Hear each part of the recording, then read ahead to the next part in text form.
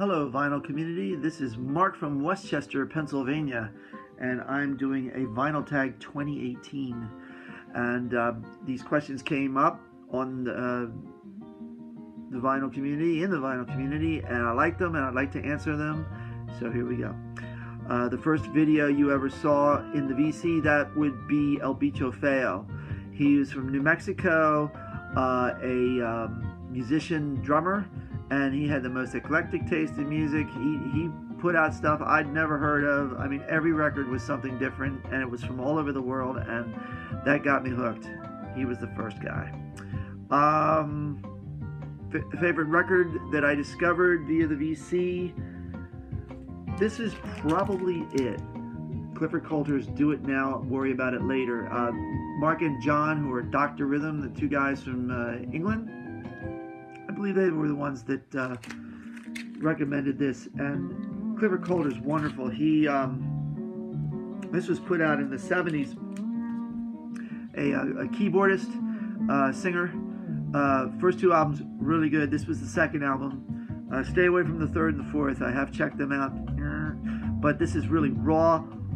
Varies by great playing. This is a keeper. What are my other hobbies? I don't have any other hobbies. I'm a musician, and I do music, and I'm into music. And the only hobby I would say is record collecting. And that takes us to the next question. Why did I start to collect? Hey, I'm in music. And a friend of mine was started collecting about 10 years ago, and that got me avidly into it. I just went, that's something I could do, and I'd love to do that, and I've been doing it ever since. This is what I have so far. I don't know how many records there are, but I listen to records all the time. I'm always online looking for stuff, and always looking for something new, because it not only takes the record collecting thing, but also enriches me musically. Do I play an instrument, and am I in a band? Well, I just said I'm a musician, so yeah, I do play an instrument. I'm a guitar player. I have a band called One Alternative, and this is our 2017 release called Twilight. This is our 8th recording. I've been at music since I was 7 years old. Played guitar, classical, flamenco, folk, blues, rock, funk. I'm not a jazz player. I can sort of play jazz, but a real jazz player would know that I'm not a jazz player. I play bass. I play drums. In fact, you're hearing my on a guitar. That's right. Okay, so have I ever worked in a record store? I volunteer at a record store. It's my volunteer work. The Mad Plotter in Westchester, owned by John Harton and his cohort Debbie Rich. I help them. I go into the back of the store and take the albums that are just sort of thrown in piles, and I put them in order. And I love doing it. I love helping them out. It's just the two of them, and it's a pretty big store for two people to run. That's what I do. Favorite album from the year I was born. I found out that this album was made the year I was born. Bill Evans, the Complete Vanguard recordings. This in the 80s turned me on to jazz piano, and I went nuts after that with Horace Silver and Chick Corea, and well, I knew of Herbie Hancock through his Chameleon album, but Bill Evans is the one that started me, and that was the recording. What classic record have you never heard? Thriller, Michael Jackson. I've heard the song Billie Jean and Thriller, but that's it. Show a guilty pleasure record. Yeah, guilty pleasure, kinda, but I love this record.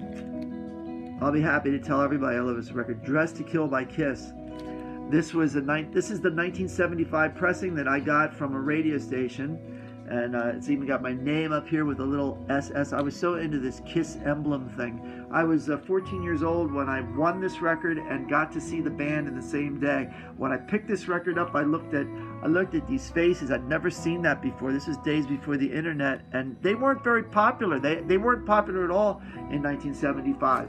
They played at the Tower Theater, which is a pretty small place. I went there not knowing what to expect, and my head was blown off in a good way. They sounded great. But really, the theatrics, I'd never seen anything like that, with the fire breathing and the blood spitting by Gene Simmons. I mean, he was one scary dude up there. And the drums rose, and they had explosions. I'd never seen anything like that. And then I went home and listened to the album and just flipped. Come On and Love Me,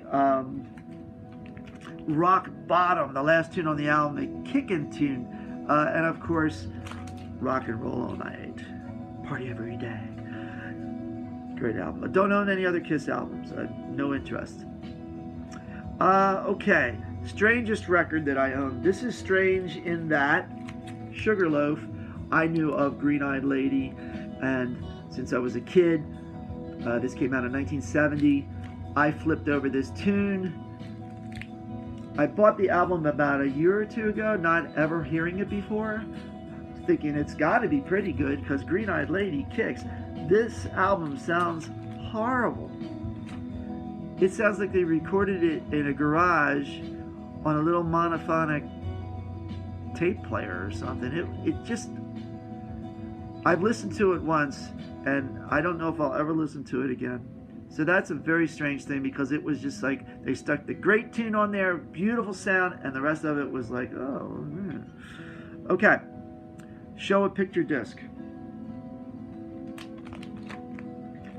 Frank Zappa's Hot Rats. I got this in Canada. I was in Montreal, and I found this. And this is a beautiful album.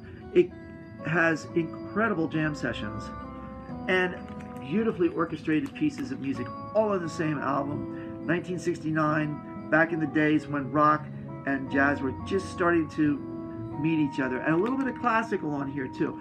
For those of you who are scared by Frank Zappa, don't be. This is worth checking out. Frank Zappa is a big hero of mine. Best posthumous release, I would say Jim Croce's I Got a Name. This was released just after, it was the week after he passed away. He was killed along with his cohort Marty Mullison in a plane crash. And I have a little story that I can tell you about Marty Mullison, in that when I was a kid, I didn't know it, but one of my friends was to marry Marty Mullison. She was his fiancée, and when they died, all of the equipment and personal belongings were sent back to the family, and my parents' friend Judy received Marty's guitar, his Martin guitar, and it was pretty beat up. Martin said, "We would like to refurbish it for you," and they did it for free. They fixed it, gave it back to her. I found out years later, maybe 10 years later, that her son was I hadn't been in touch with him in years, and a friend of mine happened to know her son, and I went, "Oh yeah, I remember him." He says, "Well, yeah, we're going up for a jam session. You want to come?" I said, "Sure," and I went up to see him. I hadn't seen him in a long time. And what did he have in his house? He had the guitar that Marty played the last night of his life. And on the guitar, I get to take the guitar out, looked at it on the right here was the set list of the last night. It was an amazing guitar. I played it, looked at it. It was a very, very moving experience. Okay, next. What artists do you impulsively collect? I would say I impulsively collect a guy that did this album, Frank Zappa. yeah, Frank Zappa is the one that I go crazy about. I used to do that with the Beatles, but I've gotten so much Beatles stuff, and I think they've kind of exhausted everything from the Beatles, so it's pretty much Frank Zappa. And ECM records. I have 30, 40 ECM records. I don't know how many, but I am really into that record company and people that they have on there. Everybody from John Abercrombie to people I'd never heard of. In fact, you'll see somebody that I'd never heard of till this year in a minute. Best blind buy. Well, I would say probably Miles Davis, Kind of Blue. Back in the early 80s, I asked a friend of mine, this is not the actual Kind of Blue, this is the making of Kind of Blue. These are all the outtakes, and it's really fun to listen to this. You hear Miles Davis say, "Your floor squeaks," and that's the album that turned me on to jazz. I was not into jazz before Kind of Blue. Very accessible, playing, just marvelous. I recommend that to everyone, guitar students who are like, I want to hear some jazz, but I don't really know what to listen to. Kind of Blue, Miles Davis. I think biggest selling record in jazz history, I think, and it should be. It should be. A blind spot artist would be Gordon Lightfoot. There's a tune called Lavender that I know of. It was on a compilation Warner Brothers release. That I love the song. It's a great song. I bought one of his albums, and it just was like, I just wasn't into it, and I've passed over everything of his since. So a blind spot maybe? I don't know. Without the glasses, I have lots of blind spots. Anyway, my favorite album cover. Well, I have to go back to the One Alternative record, if I can find it. Here it is. It's buried. This is my favorite album cover right now. It's a flat black matte, beautiful, and I love the color. Two guitars Nova. That's how One Alternative started back in, believe it or not, 1983. So that's my favorite album cover at this moment. Okay, a musician you've met. Met lots of musicians. I met Billy Preston. I got to ask him at a Beatles convention about his piano playing with the Beatles, and I said, did the Beatles tell you what to play, or did they just say, go ahead, Billy, play something here? And he said, basically, they let me do what I wanted to do. And I was like, oh, that's pretty cool. I met Pete Best. I shook his hand, so I shook the hand of a Beatle, a real Beatle. Frank Zappa. I met Frank Zappa. Yes, I did. I met him when he was doing a tour for the PMRC, against the PMRC, Parent Music Resource Committee. And what happened was I had a Barking Pumpkin t-shirt on. This is the Barking Pumpkin record label, and the t-shirt was purple. And you see that cat there, you see the pumpkin going arf, and the cat saying something in some foreign language. And I just went up to Frank, and I said, Frank, what, it's like it's right there. I go, Frank, what's that cat saying? He says, holy shit, in Japanese. I said, thank you, Frank. And that was my meeting with Frank Zappa. It was so cool. He was in a three-piece suit and everything. Also met Billy Cobham, my favorite drummer. We opened up for Billy Cobham. One Alternative opened up for him. We opened up for the Dixie Dregs. The Dixie Dregs are my favorite band. It's the Beatles, Frank Zappa, and the Dixie Dregs. And I'll tell you a little bit more about that in a second.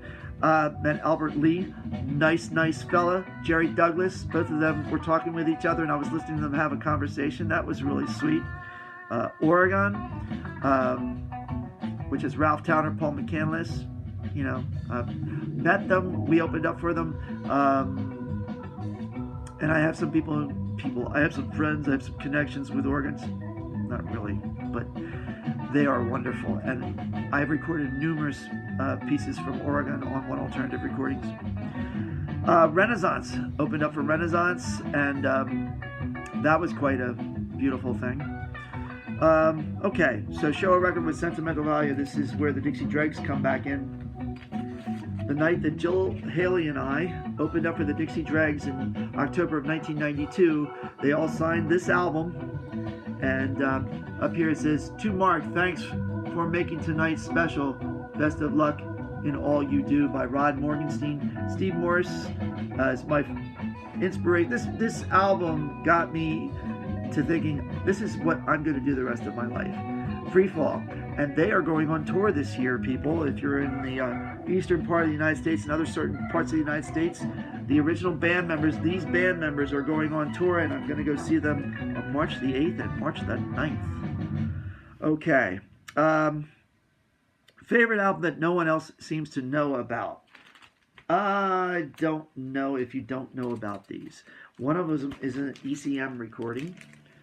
This is Steve Eliasson, and this is with Colin Walcott of organ. Dawn Dance. This is wonderful. He's a guitar player. It's his only release on ECM. He was to release another one, but something happened where he just sort of lost his mojo and he just didn't get around to it. And that's it.